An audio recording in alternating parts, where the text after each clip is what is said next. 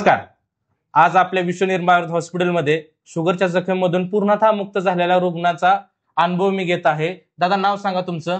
दादाराम बाजीराव पारे. कुठून आले तुम्ही? श्रीगोंदा. बर, काय काय त्रास होता तुमच्या वडिलांना?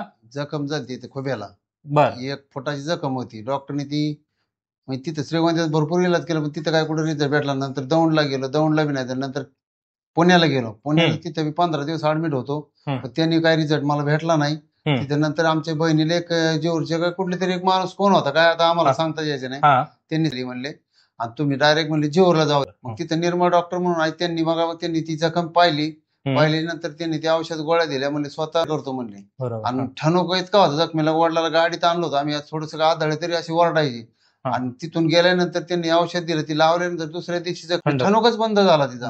आणि झाल्याच्या नंतर मग त्यांनी महिन्याच्या गोळ्या दिल्या, संपल्यानंतर मी आलो परत गोळ्या औषध घेऊन गेलो आणि आता पूर्ण जखम पूर्ण क्लिअरच झालेली. किती महिने साधारणतः लागले तुमच्या? 4 महिने लागले बाबा. 4 महिन्यात तुमची जखम पूर्ण वडिलांची बरी झालेली आहे. पूर्ण बरी झाली. त्यामुळे जखमीच्या बाबतीत म्हणलं तर निर्मळ सरांचं म्हणजे एकदम रेकॉर्डच आहे भाऊ. जखमी मला अनुभव आलेला आहे, त्याच्यामुळे आमचे वडील पूर्ण क्लिअर झालेले आहेत. बरोबर. शुगरची जखम गँग्रीन झालं, वडील डॉक्टर लोक म्हणायचे पाय काढावं लागेल, पण वडील म्हणले पाय काढायचं असल्यानंतर मला जगायचंच नाही म्हणले, मला पाय काढायचं नाही म्हणले. पूर्ण अजिबात विषयच नाही राहिला जखमीचा. ओके, चालेल. हो, एकदम क्लिअर. ओके, धन्यवाद. हो, धन्यवाद.